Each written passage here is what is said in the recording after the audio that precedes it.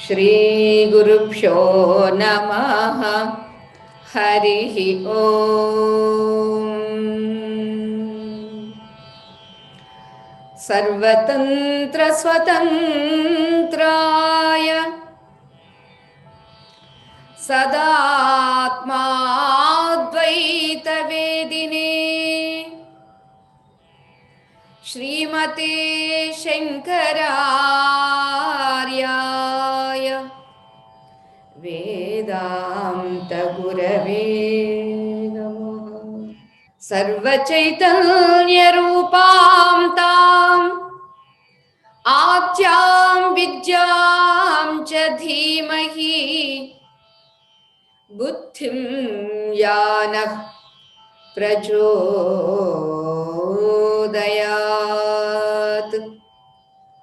ओम शांति शांति शांति। प्रिय దివ్యాత్మ స్వరూపులారా, బ్రహ్మ జ్ఞానావళి సత్సంగానికి స్వాగతం. నానా రూప వ్యతీతోహం, నానా రూప వ్యతీతోహం, చిదాకారోహమచ్యుతః, చిదాకారోహమచ్యుతః, సుఖరూప స్వరూపోహం, సుఖరూప స్వరూపోహం, అహమేవాహమవ్యయః, అహమేవాహమవ్యయః, అహమేవాహమవ్యయః, అహమేవాహమవ్యయః, అసంగోహమసంగోహం, అసంగోహం పునః పునః, అసంగోహమసంగోహం, అసంగోహం పునః పునః, సచ్చిదానందరూపోహం, సచ్చిదానందరూపోహం, అహమేవాహమవ్యయః, అహమేవాహమవ్యయః, అహమేవాహమవ్యయః.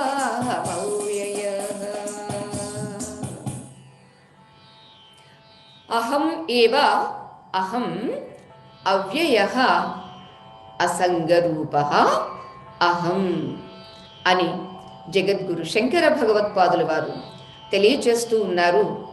నానారూప వ్యతీతః అహం. మనకి కంటి ముందు చాలా రూపాలు, చాలా నామాలు, చాలా దృశ్యాలు, చాలా శబ్దాలు, చాలా రసాలు, చాలా గంధాలు కనిపిస్తూనే ఉన్నవి. ఇవి మనసులో కూడా అనిపిస్తూనే ఉన్నవి. అయితే ఏవి కనిపించినా, మరి ఎన్ని అనిపించినా, కనిపించేవి అనిపించేవి సత్యం కాదు, నిత్యం కాదు. ఈ నానాత్వాన్ని ఎవరు దర్శిస్తున్నారు? ఎవరికి తెలుస్తుందో ఈ నానాత్వం? ఆ తెలుసుకునే వాడు నేను. ఆ తెలుసుకునే తత్వం మీద దృష్టి పెడితే ఈ నానాత్వం అనేది ఎంతగా భ్రమింపచేసినా, ఎంతగా ఆకర్షించినా దానికి లొంగకుండా ఉండడానికి వీలుంటుంది. అందుచేత నానాత్వము మీద దృష్టి వెళ్ళిపోతూ ఉంటుంది. ఎందుకని శబ్దస్పర్శ రూపరసగంధములు అనేటటువంటి విషయాలు వాటికి విషయములపై వాలుతూనే ఉంటాయండి. శబ్దం, ఒక శబ్దం వినిపించింది, చెవికి వినపడుతుంది, తప్పేమిటండి? ఏది తప్పు కాదండి. వినిపించిన శబ్దమే సత్యము అనుకోవడం తప్పు అవుతుందండి. చెవికి శబ్దం వినిపిస్తుంది, కంటికి రూపం కనిపిస్తుంది. అలాగే నోటికి రసం తెలుస్తుంది, ఒక మాట హరి అని అనాలి అంటే అనగలుగుతుంది. అలానే సౌగంధం, స్వామికి మంచి పుష్పములు పెడితే ఆ పుష్పముల సౌగంధం తెలుస్తుంది. వంటింటిలోకి వెళ్ళకపోయినా ఎవరో వంట చేస్తూ ఉంటే పకోడీ వండుతున్నారా లేక బిర్యానీ చేస్తున్నారా అనేది వాసన కూడా తెలుస్తుంది. ఓకే, తెలిసిన వాసన మీద, తెలిసిన శబ్దస్పర్శ రూప రసగంధాల మీద పడిపోగా ఎవరుంటే తెలుస్తున్నవి, ఎవరికి తెలుస్తున్నవి? ఇదండి ఇక్కడ మనం చేయాల్సినటువంటి ప్రయత్నం. దృష్టి కోణాన్ని మార్చుకోవడం అంతే. ఆ దృష్టి కోణాన్ని మార్చుకోకుండా కనిపించేటటువంటి నానాత్వాన్ని పట్టుకుని మనం ఎంత విచారించినా, ఎంతగా సతమతమైపోయినా దానివల్ల అనర్థము, ఆవేదన తప్ప ఒక లాభము, ఒక ప్రయోజనము అనేటటువంటివి కలుగ నేరవు. ఎందుకని? ఎంత నానాత్వం కనిపించినా ఇది ప్రతిక్షణము మారిపోతూనే ఉన్నది కాబట్టి. అందుచేత ఎవరికి తెలుస్తుంది? అది సిద్ధమైనటువంటిది, అది నీ స్వరూపము. దీనికే మనకి అనుభవమే ప్రమాణం. కానీ ఎవరో చెప్పారు అట అంటే మనం కూడా అటగా అంటే అంతే, అటగానే ఉంటుంది. ఇది ఎలా ఉంటుందంటే, ఒక రాజుగారి ఇంటిలో చాకలి ఉందండి, బట్టలు ఉతికేది. అది ఒకరోజు ఏడవడం మొదలుపెట్టింది రాణిగారి దగ్గరకు వచ్చి. ఎందుకు ఏడుస్తున్నావంటే, అది పాపం ఎక్కెక్కిపడి ఏడుస్తూ నా చంటిది చనిపోయింది అని ఏడుస్తుంది. పాపం దాని ఏడుపు చూసి, అయ్యో పాపం చంటిది చనిపోయిందంటే మహారాణి గారు ఏడుస్తున్నారు. మహారాణి గారు ఏడ్చేసరికండి ఆ రాణి వాసంలో ఉండేటటువంటి పరిచారకులు అందరూ ఏడవడం మొదలుపెట్టారు. రాజుగారు అనుకున్నారు, రాణిగారి ఏడుస్తూ ఉంటే నేను ఏడవకపోతే బాగుండదు కదా అని రాజుగారు కూడా ఏడవడం మొదలుపెట్టారండి. అయ్యో, రాజు రాణి ఏడుస్తుంటే మరి మంత్రులు ఏడవద్దండి, బాగుంటుందా? కొన్ని చోట్లండి నిజంగా మనస్సు ద్రవించి స్పందించి ఏడవడం జరగకపోయినా పాపం ఏడవాలి కాబట్టి కొంతమంది కష్టం వచ్చిన చోటకి వెళ్ళట మిరపగాయో లేకపోతే ఇంకేదో కొంచెం కారప్పొడో ఏదో తీసుకుని వెళ్తారటండి. ఎందుకంటే అది కంట్లో పెట్టుకుని కాస్త ఏడుపు రాకపోయినా నటించడం అనమాట. అంచేత పాపం రాజుగారు రాణిగారు ఏడుస్తున్నారు, మంత్రులు ఏడుస్తుంటే సామంతులు ఏడుస్తుంటే నెమ్మదిగా ప్రజలకు పాకింది, ప్రజలంతా ఏడుస్తున్నారు. ఎందుకంటే తెలియదు, వారు ఏడుస్తున్నారు కాబట్టి వీళ్ళు ఏడుస్తున్నారంతే. చివరికి ఒక మహాత్మా వచ్చారు. అరే, ఏమయ్యింది వీళ్ళకి, ఎందుకు ఏడుస్తున్నారు, అసలు వీళ్ళకి వచ్చినటువంటి అనర్థం ఏమిటి, కష్టం ఏమిటి అని ఎవరిని అడిగినా మాకు తెలియదు. అరే, తెలియకుండా ఎలా ఏడుస్తున్నారు? అయ్యో అదేంటంటే సామంతులు ఏడుస్తున్నారు కాబట్టి అని ప్రజలు అన్నారు. వాళ్ళని అడిగితే మంత్రులు ఏడుస్తున్నారు కాబట్టి అన్నారు. మంత్రులు అడిగితే రాజుగారు ఏడుస్తున్నారు కాబట్టి, రాజుగారిని అడిగితే రాణిగారు ఏడుస్తున్నారు కాబట్టి, రాణిగారిని అడిగితే అప్పుడు చెప్పింది మా చాకలి ఏడుస్తుంది కాబట్టి. అప్పుడు ఆ ప్రధానమైనటువంటి మూలమైనటువంటి వ్యక్తి చాకలి దగ్గరికి వెళ్ళి అడిగితే ఆ చాకలి మరొక్కసారి బోరున ఏడ్చి, అయ్యో మేము ఇంతమంది ఏడుస్తుంటే మహాత్మా మీరు ఏడవరేమిటి అని అడిగిందండి. అంటే అప్పుడు ఆ మహాత్ముడు అన్నారు, తల్లి మీరు అందరూ ఏడుస్తున్నారు కాబట్టి నేను ఏడవను, అసలు ఏడుపు కారణం ఏమిటి నాకు చెప్పు, అది తెలుసుకోవాలనుకుంటున్నాను. అప్పుడు ఆవిడ చెప్పిందండి, నా చంటిది చనిపోయింది. ఎందుకు? ఏ చంటిది? ఎన్నో పిల్ల అంటే ఎందుకు? నాకు మేక పిల్ల. ఇది ఎలా ఉంటుంది అంటే, అజ్ఞానము, అవివేకము, బయటికి కనిపించినటువంటి ఈ దృశ్యత్వము, నానాత్వం మీద దృష్టి పెడితే ఆ చాకలిది చంటి పిల్ల కోసం, ఏమా చంటి పిల్ల? మేకపిల్ల కోసం ఏడిస్తే ఆ ఏడుపు అజ్ఞానవశాత్తు ఎంతమంది ఏడ్చారండి? మొత్తం రాజ్యం అంతా ఏడ్చిందండి. ఇది ఎలా ఉంటుంది అంటే, అజ్ఞానము అనేది తనను మాత్రమే కాదండి, తన చుట్టుప్రక్కల ఉన్న వాళ్ళందరినీ కూడా ఆవహించి అందరినీ ఏడిపిస్తుందండి. అంచేత ఇక్కడ అజ్ఞానము కాదు, అజ్ఞానము సహజంగా ఉన్నప్పటికీ ఆ సాధు మహాత్మ వలె అరే ఎందుకు కలుగుతుంది? ఈ నానాత్వం అనేది సత్యము అని నేను భ్రమపడుతున్నాను. ఇది సత్యము కాదు. ఇది నానాత్వం ఎవరికి తెలుస్తుంది? ఆ తత్వం మీద దృష్టి పెడితే ఆ తత్వమే నేను అనేటటువంటి అనుభూతికి, అనుభవానికి వస్తే ఇక రావలసినటువంటిది మరొకటి లేనే లేదు. అంతేది ఇక్కడ పెద్దలందరూ ఏం చెబుతారంటే అండి, అనుభవమే ప్రమాణము కానీ అట ఎవరు చాకలి ఏడ్చిందట, రాణిగారు ఏడ్చారట, అట అట అట అట ఎంతకు తీసుకెళ్ళిపోయిందండి. అంచేత మనకి స్వతః ప్రమాణము అని అంటారండి. మరలా ఇంకా చెప్పాలంటే అపరోక్ష అనుభవము అంటారండి. ఇది ప్రత్యక్షం కాదు. ఎవరు చాకలి ఏడ్చిందని రాణిగారు ఏడ్చి అందరూ ఏడ్చింది ప్రత్యక్షం అండి. అట అని అంటే ఫలానా రాజ్యంలో అందరూ ఏడుస్తున్నారు కాబట్టి ఆ రాజు నాకు స్నేహితుడు కాబట్టి మరొక రాజ్యంలో రాజు కూడా ఏడ్చాడు అనుకోండి, అది పరోక్షం అండి. ఇక అనుభవం అపరోక్షం ఏమిటి అంటే ఆ చాకలి విషయం తెలియకుండానే ఏడుస్తుంది చూడండి. కారణం ఏమిటి అని తెలుసుకుని నిజమేమిటి అని బయటికి తీసుకొచ్చారే ఆ సాధు మహాత్మ. అరే చనిపోయింది ఒక మేకపిల్ల. ఆ మేకపిల్ల కోసం ఇంతమంది ఏడవలసిన అవసరం లేదు. ఎవరికి తెలిసింది? ఆ తెలిసిన వాడు ఎప్పుడు పోవడమో రావడమో ఉండదు. అది సత్యము అని గుర్తించడము అది అపరోక్షం. అంచేత ఆ అపరోక్షం అనేటటువంటి ఆ అనుభూతి మీద దృష్టి పెట్టినప్పుడు నానాత్వంగా ఎంత కనిపించినా పర్వాలేదండి. ఒకసారి ఒక గురువుగారి దగ్గరికి శిష్యుడు వెళ్ళాడండి. అయ్యా గురువుగారు, మీరు చాలా మందికి బోధలు చేస్తూ ఉంటారట, దేవుణ్ణి కూడా చూపిస్తారట, నాకు కూడా చూపించండి అని అడిగాడు. అప్పుడు గురువుగారు అన్నారు, ఏమోయ్ నేను చూపిస్తే నీకు చూసేటటువంటి యోగ్యత నీకుందా అని అడిగారు. నిజంగా ఇలాంటి సవాలు ఎవరో నరేన్ లాంటి వాడు అడిగితే రామకృష్ణ పరమహంస వంటి వారు, రమణ మహర్షి వంటి వారు ఆ సవాల్కి ఎస్ అని నిరూపణ చేసి అనుభూతిని ప్రసాదించగలిగినటువంటి వారిని. సరే, ఎప్పుడైతే ఈ శిష్యుడు అలా అడిగితే గురువుగారు చెప్పారు, నేను చూపిస్తా, కానీ నీకు చూసే దమ్ముందా, నీకు చూసే యోగ్యత ఉందా అని అడిగారు. యోగ్యత ఉందో లేదో నాకు తెలియదు, ఎందుకు మీరు చూపించండి అని గురువుగారు శిష్యుడు అన్నాడండి గురువుగారు. అప్పుడు గురువుగారు మంచినీళ్ళు తీసుకురమ్మంటారు వేరొక శిష్యుడిని. తీసుకొచ్చారు. ఇదిగో చూడు ఇవేమిటి అని అడిగారు. ఆ మంచినీళ్ళు అన్నారు. వట్టి మంచినీళ్ళైనా ఇంకేమైనా కనిపిస్తుందా నీకు? ఆ వట్టి నీళ్ళు, మంచినీళ్ళు, తాగే నీళ్ళు గ్లాస్తో తెచ్చారు కాబట్టి తాగడానికి వీలైనటువంటి మంచినీరు అన్నాడు. అప్పుడు గురువుగారు అంటారు, ఇది మంచి నీరుగా మాత్రమే నీకు కనిపిస్తుంది, అలా కాదు, ఇంకొకసారి బాగా పరిశీలన చేసి చూడు అన్నారు. అంటే చూశాడు, మంచి నీరేనండి, ఇంకేం పరిశీలించి చూస్తాము. సరే అయితే నోట్లో పోసుకుని చూడు అన్నారు. గ్లాస్తో నీళ్లు కదా, నోట్లో పోసుకున్నాడండి. ఎందుకు నోట్లో పోసుకున్నటువంటి నీళ్లు ఏమిటంటే పంచదార నీళ్లు.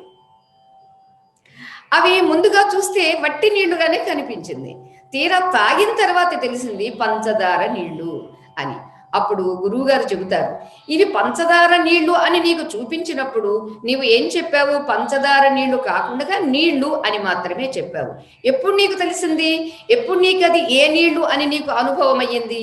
తాగినప్పుడు, రుచి చూసినప్పుడు అది పంచదార నీళ్లు అని నీకు ఎలా తెలిసిందో, కళ్ళ ముందు ఉన్నటువంటి నానాత్వము ఏది కనిపించినా నానాత్వము అనేటటువంటి మంచి నీరులో అది నీకు అనుభవం అయినప్పుడు ఆ మంచినీరు కాదు, పంచదార నీరు అనేది నీకు తెలుస్తుంది. అంచేత ఉన్నదాన్ని కంటితో చూస్తే కాదు, ఆ రసం నీకు అనుభూతి పొందినప్పుడు. అలానే ఇన్నిన్ని కబుర్లు చెబుతూ, ఏవేవో ప్రవచనాలు చేస్తూ, ఏవేవో ఉపనిషత్తులు చదువుతూ కాదు, అది నీవు ఆస్వాదించాలి, అది నీవు చవి చూడాలి.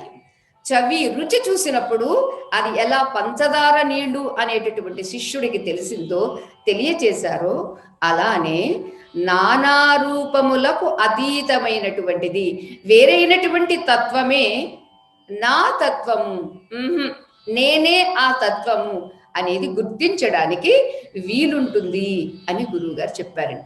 ఈ విషయంగానే ప్రహ్లాదుడు వాళ్ళ నాన్నగారు అడిగినప్పుడు, ఏడరా ఆ హరిగిరి ఎక్కడ చూసినా నాకు కనిపించలేదురా, ఆఖరికి వైకుంఠానికి వెళితే కూడా కనిపించలేదురా. అది చిన్న వస్తువు, చిన్న ద్రవ్యము అయితే కంటికి కనిపిస్తుందండి, చేత్తో ఎలా పట్టేసుకోవచ్చునండి. హరి మాట పక్కన పెడదామండి, ఆకాశాన్ని ఎవడైనా పట్టగలడా? ఇవాళ చాలా టెక్నాలజీ పెరిగింది, సో ఆకాశాన్ని ఎవడైనా పట్టగలడా అంటే, ఆకాశాన్ని ఎవడూ పట్టలేడండి, పట్టబడదండి. ఎందుకని? ఆకాశానికి అవయవం లేదు.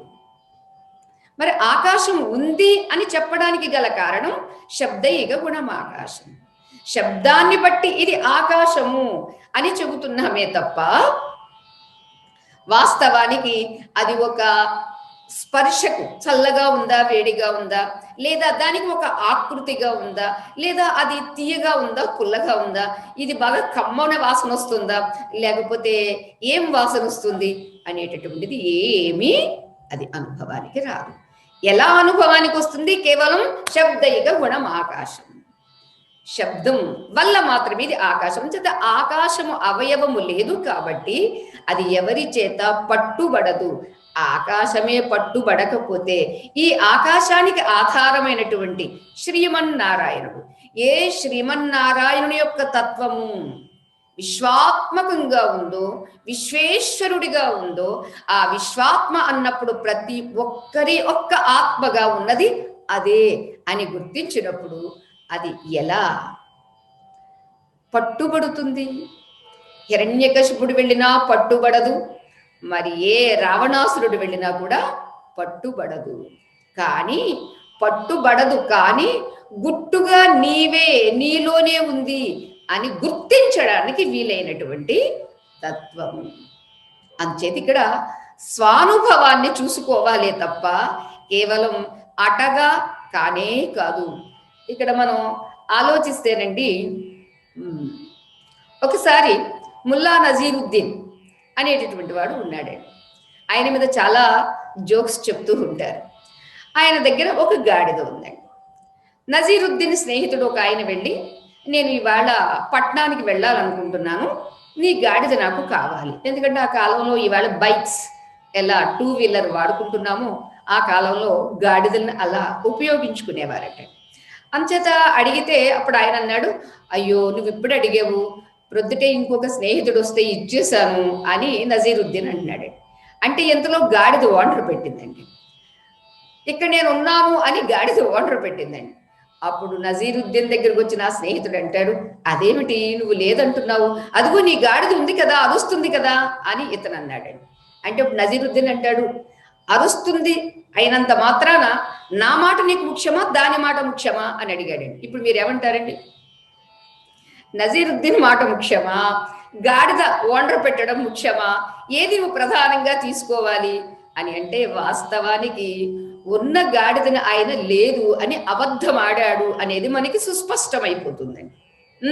ఇవ్వను అని చెప్పలేక ఎవడికో ఇచ్చాను అని చెప్పాడు. ఇదేమిటి? గాడిద నిజంగా అక్కడ ఉన్నది, అరిచినటువంటి గాడిద శబ్దాన్ని కాదు అని నజీరుద్దీన్ చెప్పినంత మాత్రాన వచ్చిన స్నేహితుడు ఒప్పేసుకుంటాడండి? ఒప్పుకుంటే పాపం వాడు మర్యాదగా, ఎందుకంటే వాడు మొహమాటానికి లేదు అని చెప్పక ఎవడికో ఇచ్చారని ఎలా చెప్పాడు? సరేలే, ఇతడు కూడా మర్యాదగా చెప్పాడు కాబట్టి సరేలే అని వెళ్ళిపోతాడు. వెళ్ళిపోయిన ఇతడికి అతని మీద, నజీరుద్దీన్ మీద ఏ రకమైన అభిప్రాయం ఉంటుంది? ఇతడు కావాలని నాకు ఇవ్వటం లేదు, దగ్గర ఉంచుకుని కూడా అది అరిస్తే కూడా నా మాట ముఖ్యమా అన్నాడు. సరేలే కానీ అని వెళ్ళిపోయాడు.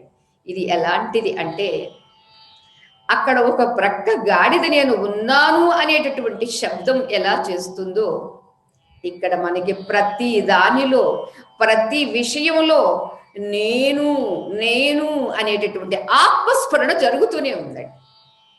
ఆత్మస్ఫురణను మనం గుర్తించకుండా ఆ నజీరుద్దీన్ చెప్పినట్టుగా ఇక్కడ మన మనస్సు ఏదో ఒక ఆటలు ఆడుతూనే ఉంటుందండి, ఏదో ఒక డ్రామా చేస్తూనే ఉంటుందండి. దీనికి ఎప్పుడు డిప్లొమసీ అండి, దానికి అది నేచర్. అంచేత ఇంత డిప్లొమాటిక్ గా ప్రవర్తించేటటువంటి మనస్సును కాదు, నా అనుభవం ఏమిటి, నేనేమిటి అనేది చూసుకోవాలి అని ఇక్కడ ఆచార్య స్వామి వారు తెలియచేస్తున్నారు. అంచేత నానాత్వంగా ఏది కనిపించినప్పటికీ నానాత్వం మీద కాదు, నీకు ఉండాల్సినటువంటిది ఏమిటి? ఏకత్వం మీద. దాని గురించే గీతలో సర్వభూతేషు ఏనైకం భావం అవ్యయమీక్షతే. సర్వభూతేషు సర్వ ప్రాణుల యందు ఏ ఏకత్వమైనటువంటి భావం ఉన్నదో అది చూడబడుతుంది. అంతేకాదు అవిభక్తం చ విభక్తేషు విభజించి ఉన్నటువంటి వాటి యందు ఏకత్వంగా ఏదైతే ఉందో. లైట్స్ చాలా ఉన్నాయండి. ఏదో ఒక ఫంక్షన్ వస్తే చాలా లైటింగ్ మనం పెట్టుకున్నాం. ఇంత లైటింగ్ విభక్తం, ఒక లైటుకు మరొక లైట్ వేరే, ఒక అక్షరానికి మరొక అక్షరం వేరే, ఒక శబ్దానికి మరొక శబ్దం వేరే, ఒక రూపానికి మరొక రూపం వేరే. అన్ని శబ్దస్పర్శ రూపరసగంధములు ఉన్నవి అవి 5 అయినప్పటికీ అవి ఎన్ని అంటే చెప్పలేనన్ని. అయితే చెప్పలేనన్ని ఇన్ని ఉన్నప్పటికీ అవిభక్తం విభక్తేషు విభజించబడి ఉన్నటువంటి వాటిల్లో ఏకత్వంగా ఉన్నటువంటిది ఏదైతే ఉందో తజ్ఞానం విద్ధి సాత్వికం. సత్వగుణ జ్ఞానం ఏమిటి? విభజించబడి ఉన్నటువంటి వాటిల్లో వ్యాపించి ఏక జ్ఞానం ఉందో, ఏక భావం ఉందో అది నీవు తెలుసుకోవాలి. విద్ధి అని అర్జునుడికి చెప్పినట్టుగానే ఇక్కడ శంకర భగవత్పాదుల వారు కూడా నానాత్వం నీకు ఏది కనిపించినా నానాత్వానికి ఆధారమైనటువంటిది. సర్వభూతముల యందు ఏక భావం ఉన్నదో దాన్ని గ్రహించాలి, దాన్ని ఈక్షతే. నీవు చూస్తూ ఉన్నావు, నీ చేత చూడబడుతుంది. చెప్పాలి అంటే మన చేత చూడబడుతుంది. ఏ మన చేత? ఆత్మస్వరూపమైనటువంటి మన చేత. అందుచేత ఇక్కడ ఏకత్వాన్ని దృష్టిలో పెట్టుకొని ఏకత్వాన్ని దర్శించడమే అవ్యయ తత్వము. ఇంకా మనకి చెప్పుకోవాలంటే అండి, ఇవాళ మనకి టెక్నాలజీ పెరిగిన కారణంగా మనకి అర్థం చేసుకోవడం కూడా చాలా తేలికవుతుందండి. ఒక థియేటర్ అంతవరకు మనకి పోనక్కర్లా, ఇంట్లో టీవీ, ఇంకా చెప్పాలి అంటే చేతిలో సెల్ ఫోన్. స్క్రీన్ అనేటటువంటిది ఏకత్వంగా ఉంటుంది. ఆ స్క్రీన్ పైన ఎంత నానాత్వం కనిపిస్తుందండి. హీరో, హీరోయిన్, విలన్, ఒక్కొక్కసారి ఓ మంటలు, ఒక్కొక్కసారి ఓ సెలయేరు. ఏమేమి కనిపించినా వీటన్నింటికి ఆధారంగా ఉన్నటువంటి ఆ స్క్రీన్, ఆ తెర ఎటువంటిదో మన స్వరూపం కూడా అటువంటిదే. ఎన్ని సుఖాలు రాని, మరి ఎన్ని దుఃఖాలు కలగని, సుఖ దుఃఖాలు అనేటటువంటిది కూడా ఎలాంటిదండి? స్క్రీన్ పైన కనిపించేటటువంటి ఒక సీరియల్, ఒక సినిమా.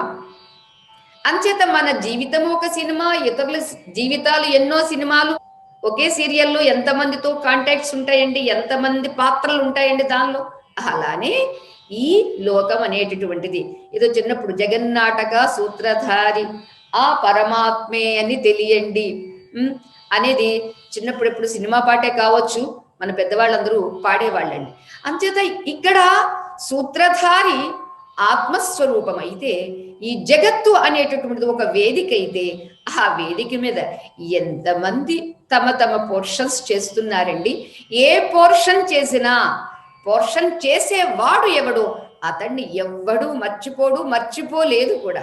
మర్చిపోతే అక్కడ అసలు పోర్షన్ని తను పోషించలేడండి.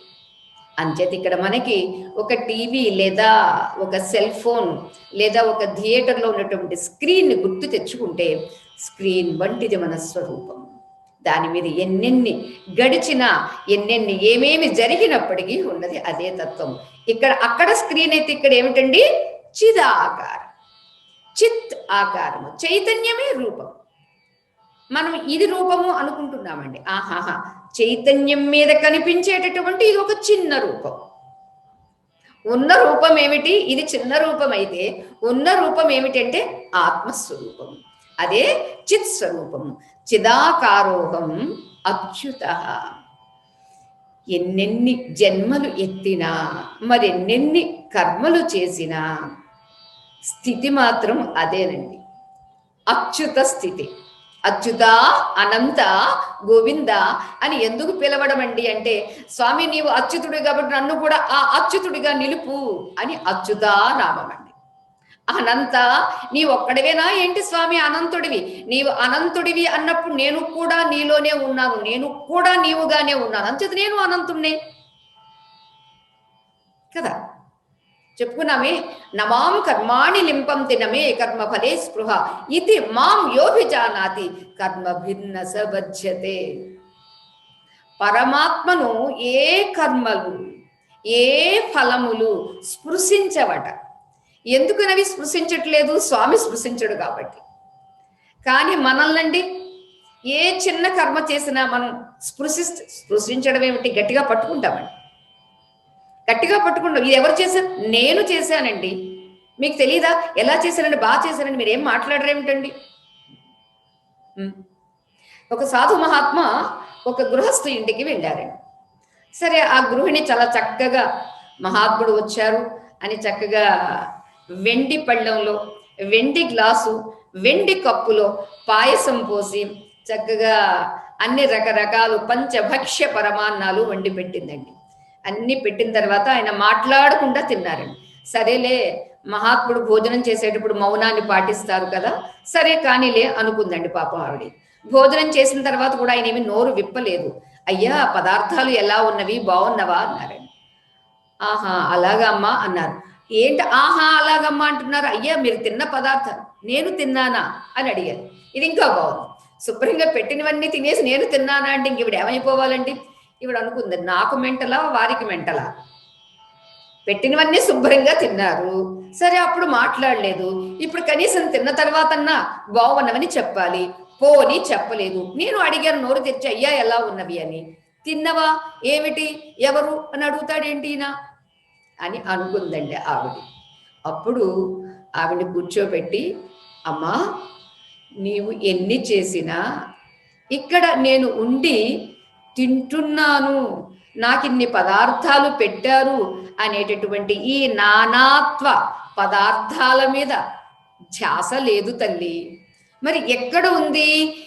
ఏదుంటే ఇక్కడ తినడం జరుగుతుందో అక్కడ ఉందమ్మా. అదండి అచ్యుత స్థితి. వారు ఏ కర్మలైనా చెయ్యవచ్చుగాక.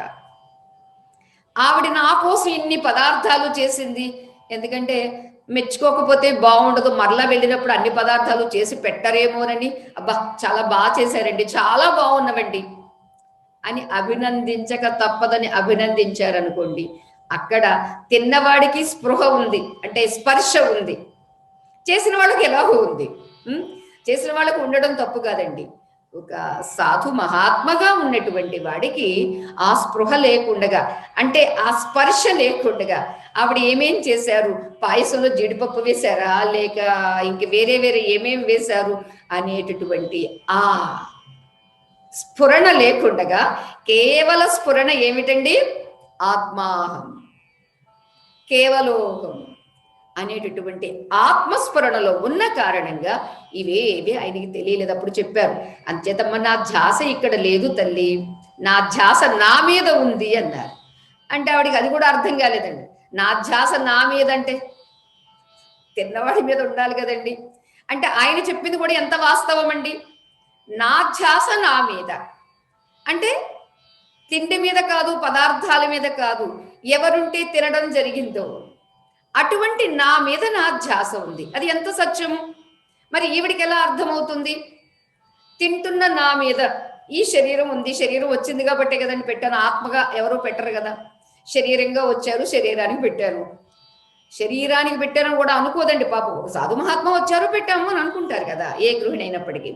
అంచేత ఈమె యొక్క భావనలో ఈ స్థాయిలో ఈమెది కరెక్ట్, కానీ ఆ మహోన్నతమైనటువంటి ఆత్మస్థాయిలో ఉన్నటువంటిది ఆ మహాత్ముడిది ఇంకా వాస్తవం. చెప్పుకున్నామే, సూర్యుడు ఉదయిస్తున్నాడు అస్తమిస్తున్నాడంటే అది నిజమే, కానీ అటువంటి నిజాన్ని సూర్యుడు అస్తమిస్తున్నాడా ఉదయిస్తున్నాడా అని ఒక్కసారి ప్రశ్నించామనుకోండి, అమ్మో లేదండి అంటే ఉదయించట్లేదా? అవునండి. అస్తమించటం లేదా? అవునండి. అరే కనపట్టం లేదా? కనిపిస్తుందండి. కనిపించడానికి కారణము భూభ్రమణము. ఏ భూమిపై మనం ఉన్నామో, మనమున్న ఈ భూమి తన చుట్టూ తాను తిరుగుతూ సూర్యుడు చుట్టూ తిరుగుతూ ఉన్న కారణంగా ఉదయాస్తమయములు కనిపిస్తున్నవంతే. మరి నిజంగా ఉన్నవా అంటే ఆహాహా, సూర్యునికి ఉదయాస్తమయములు లేవు. అలానే ఆత్మస్వరూపమైనటువంటి ఆత్మ సూర్యుడికి ఉదయాస్తమయములు లేవు. ఉదయించినట్లు అక్కడ భూభ్రమణం వల్ల ఉదయాస్తమయములు కనిపిస్తున్నవండి, కానీ వాస్తవంగా లేవు. అలానే ఇక్కడ శరీరము పుట్టుట, అలానే శరీరం గిట్టుట. పుట్టుట ఉదయమైతే గిట్టుట అస్తమయం. అంచేత ఉదయాస్తమయములు అక్కడ భూభ్రమణము, ఇక్కడ బుద్ధి భ్రమణం. బుద్ధి భ్రమణం జరుగుతుందండి. బుద్ధి భ్రమణం వల్ల ఏమవుతుంది, ఇక్కడ నేను ఉదయించాను, నేను అస్తమించక తప్పదు. ఉదయాస్తమయములు లేనటువంటి ఆత్మ సూర్యుడికి ఉదయించినట్లు అస్తమించినట్లు దేహ భావనలో, అక్కడ భూభ్రమణంలో, ఇక్కడ బుద్ధి భ్రమణంలో జరుగుతుంది. అంచేత భ్రమణమునకు నీవు లోను కావద్దు. భ్రమణకు అతీతమైనటువంటి సంభ్రమము, విభ్రమము అంటే విగత భ్రమము లేదా సమ్యక్ భ్రమము అని చెప్పినప్పటికీ కూడా అక్కడ ఆత్మ స్థితి ఎలా ఉంటుంది అదని చెప్పారండి. సుఖరూప స్వరూపోహం, నేను సుఖంగా ఉంటాను, ఇది నా స్వరూపము. ఇక్కడ మరలా నేను అలవాట్లు అనేస్తున్నాను, నాకు సుఖము అని కాదు, నాకు సుఖం కాదు, నేనే సుఖం. నాకు సుఖము అని అనుకుంటే చెప్పుకున్నామే, మీరు వచ్చి మళ్ళీ జబర్దస్తిగా పట్టుకెళ్ళిపోవచ్చు. నేనే సుఖం అన్నప్పుడు మీకు మరలా ఈ ఆలోచన కూడా రావచ్చు. మీరే సుఖమైనప్పుడు ఏముందంటే మిమ్మల్ని తీసుకుని వెళ్ళలేమా, మిమ్మల్ని తీసుకుని కారులో కూర్చోబడి తీసుకెళ్ళిపోగలము అని మీరు అనుకోవచ్చు. ఆహాహా, నేనే సుఖము అన్నప్పుడు 5 అడుగులో 6 అడుగులో శరీరం మాత్రమే నేను కాదు, ఎవరిని సర్వత్రా ఉన్నటువంటి ఆ తత్వము, అనంత తత్వమే నేను అని అన్నప్పుడు అనంతత్వాన్ని మీరు ఎలా పట్టుకెళ్ళగలరు? పట్టుకెళ్ళడం ఏది, ఆకాశాన్ని మీరు సీసాలో పట్టుకుని పట్టుకెళ్ళిపోండి, లేదా ఒక పెద్ద డ్రమ్ము తీసుకొచ్చి పట్టుకెళ్ళిపోండి. అది ఎలా అసాధ్యమో, ఆకాశాన్నే పట్టలేనటువంటి ఇది ఎలా చెప్పుకుంటున్నామో ఆత్మను కూడా అలా పట్టలేము, చేపట్టలేము. కానీ ఆత్మను చేపట్టడం కాదు, ఆత్మయే స్వరూపము. అంచేత ఆత్మస్వరూపం ఎలా ఉంటుంది అంటే సుఖరూపంగా ఉంటుంది. ఎందుకని సుఖరూపంగా ఉంటుంది? ఉదయాస్తమయములు లేవు. ఉదయాస్తమయములు లేనటువంటి ఆ తత్వమే నేను. నా తత్వం కూడా కాదండి. నా తత్వం అంటే మరలా నాది వేరే, నేను వేరే అయిపోతాను. నేనే. హృదాకాశే చిదాదిత్య సదా భాసతి భాసతి నాస్తమేతి నచోదేతి కథం సంధ్యాముపాస్మహే అంటాడండి జ్ఞాని. హృదయము అనేటటువంటి ఇక్కడ మనకి బాహ్య ఆకాశంలో సూర్య భగవానుడు ఉదయిస్తూ ఉన్నాడు, సాయంత్రం అయ్యేసరికి అస్తమిస్తూ ఉన్నాడండి. కానీ ఇక్కడ ఏ రీతిగా నిజంగా సూర్యుడికి ఉదయాస్తమయములు లేవో, ఇక్కడ కూడా హృదయము అనేటటువంటి ఆకాశంలో చిత్ ఆదిత్యుడు, చైతన్య స్వరూపమైనటువంటి ఆదిత్యుడు సదా భాసతి భాసతి, ఎప్పుడు ఆయన ప్రకాశిస్తూనే ఉంటాడటండి సూర్యుని వలె.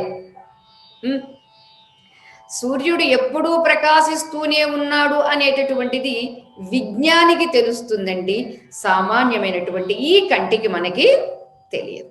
ఎందుకంటే కంటికి ఉదయాస్తమయములు కనిపిస్తూ ఉన్నవి. అలానే మన కంటికి కూడా ఎంతో మంది పుట్టారండి, ఉదయించారండి, ఎంతో మంది పోయారండి, అస్తమించారండి. ఇది కంటికి కనిపిస్తుంది. ఎవరైతే హృదయంలో ఉండేటటువంటి చిద ఆదిత్యుణ్ణి, ఎవరైతే ఈ ఆకాశంలో కనిపించేటటువంటి ఈ సూర్యుని యొక్క నిజత్వ తత్వాన్ని ఎవరైతే దర్శించారో ధీ నేత్రంతో, జ్ఞాన నేత్రంతో, వాళ్ళకి నాస్తమేతి నచోదేతి, అస్తమించడు ఉదయించడు. కథం సంధ్యాముపాస్మహే, ఉదయిస్తే అది సంధికాలం కాబట్టి సంధ్య వార్చడం అంటే ఏది, గాయత్రి మంత్రాన్ని చెబుతూ సంధ్య వార్చడం. సాయంత్రం వల్ల అస్తమిస్తే సంధ్య వార్చడం. అసలు ఉదయాస్తమయములు లేకపోతే కథం సంధ్యాముపాస్మహే, నేను సంధ్య ఆ గాయత్రిని ఎలా ఉపాసించాలి? ఉపాసించాల్సిన అవసరం కనిపించటం లేదే. ఎందుకని? సదా భాసతి భాసతి, ఎప్పుడూ ప్రకాశిస్తూనే ఉన్నాడు. ప్రకాశించుట క్రియ కాదండి, ప్రకాశమే ఆయన స్వరూపం. ఎలా ప్రకాశమే సూర్యుడు యొక్క స్వరూపము స్వభావము, అలానే మన స్వరూపం మన స్వభావం ఏమిటది? నిత్య ప్రకాశము, నిత్య జ్ఞానము, నిత్య ఆనందం. అందుచేత నేను ఎలా ఉంటాను? సుఖరూప స్వరూపం.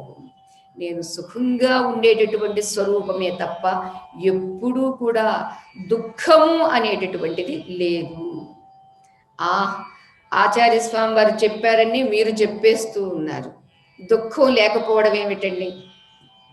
ఎవరైనా ఒక మాట అంటే ఎంత కష్టం కలుగుతుందండి. మాట అన్నప్పుడు పడ్డప్పుడు తెలుస్తుందండి. ఊరికే ఉంటే ఏం తెలుస్తుందండి అని మనం ఒక్కసారి అనిపిస్తే, అనిపించడం తప్పు కాదు, కానీ ఆలోచించకపోవడం తప్పండి. దాన్ని అవలోకించకపోవడం తప్పండి. ఎవరిని అన్నారు వాళ్ళు? వాళ్ళకి కనిపించింది ఏమిటి? వాళ్ళకి కనిపించింది నా శరీరమే, కానీ నేను కాదే. నా శరీరం వాళ్ళకి కనిపించింది. నాకు కూడా కనిపించేది నా శరీరమే. నాకే కనిపించలేదు. నేనేమిటనేది నాకే కనిపించినప్పుడు ఇతరులకు ఎలా కనిపిస్తుంది?